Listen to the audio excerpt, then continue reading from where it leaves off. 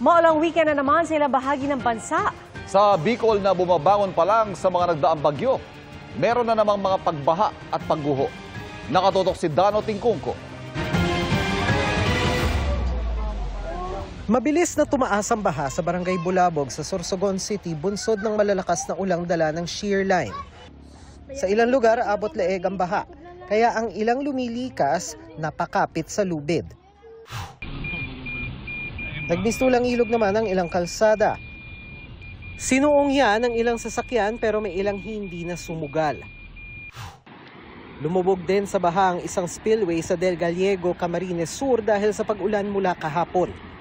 Isolated ang 5 barangay.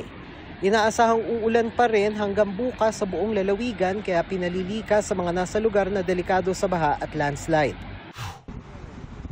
Magdamag at malalakas naman ang ulang naranasan sa Catanduanes kaya binaha ang ilang lugar.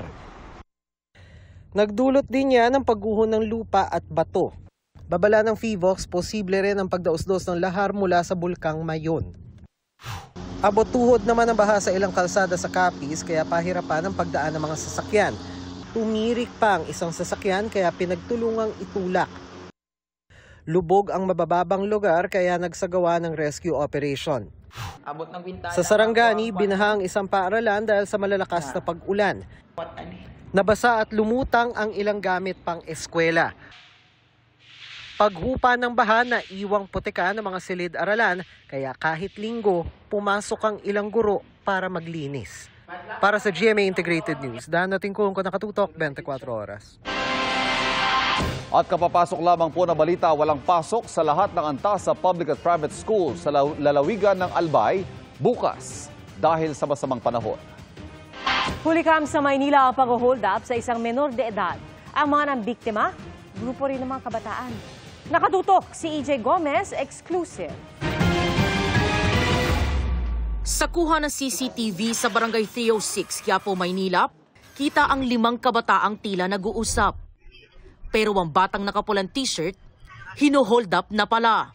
Bago pa ang pang-hold up, kita na rin sa CCTV video ang pagsunod ng 4 na suspect sa 14 anyos na biktima. Sapul din ang aktual na pagtangay nila sa pera ng biktima na nagkakahalaga ng 600 pesos. At ang pagtakbo nila palayo. Napapunas na lang ng luha ang ninakawang biktima. Matapos bumili sa tindahan ng biktima, di pa rin siya tinantana ng 4 na menor de edad hanggang sa nakapansin ang mga tindera.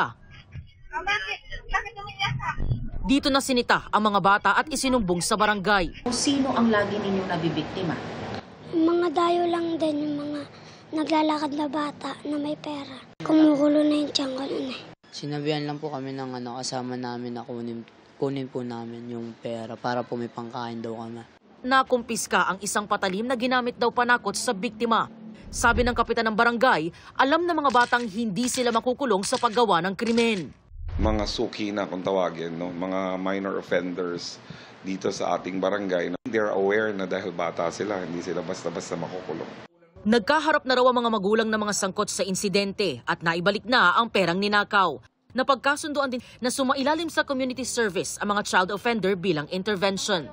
Ayon ito sa mga nakatakda sa Republic Act 9344 o Juvenile Justice and Welfare Act. Para sa GMA Integrated News, EJ Gomez, nakatutok 24 oras. Ang traffic na kalbaryo sa araw-araw sa Metro Manila asahang lalala pa ngayong malapit na ang Pasko at pagsapit ng Christmas rush. Ang tugon ng mga otoridad para ibsan ang bigat ng trapiko, alamin sa aking pagtutok. Pansin niyo bang bumibigat ang daloy ng trapiko nitong mga nakarang araw, lalo na sa EDSA? Sa datos ng Metro Manila Development Authority o MMDA, hanggang nitong November 25, umalo sa mahigit 464,000 na sasakyan ang dumaraan sa EDSA kada araw. Posibleng bunsod daw ito ng maraming umuuwing balikbayan na magpapasko rito at mga maagang nagsimula sa kanilang Christmas shopping. Definitely, there will be an increase of volume of vehicles for the next few weeks. Yung mga traffic congestion or tinatawag natin mga bottleneck will be near the mall areas. Kaya naman kahit weekend, traffic. Kahit araw ng linggo, makikita natin nagkakaroon ng pagbigat ng daloy ng trapiko dito sa EDSA sa bahagi bago dumating ng North Avenue kung saan matatagpuan ang 2 malalaking mall. Ayon sa MMDA, Asahan ang patuloy na pagbigat pa ng daloy ng trapiko dahil sa Christmas rush. Ang mga traffic enforcer ng MMDA extended duty na rin. Simula noong November 18, alas 11 na ng umaga hanggang alas 11 ng gabi ang mall hours. Kung gusto ng malls na hanggang madaling araw sila bukas, mas mabuti pa ho yun. Ano ho ba ang layunin natin dito? Na huwag sumabay ang mga mall goers dun po sa rush hour sa gabi. Patuloy ang clearing operation sa mga LGU at MMDA sa Mabuhay Lane para walang sagabal sa alternatibong ruta ngayong mabigat ang volume sa EDSA.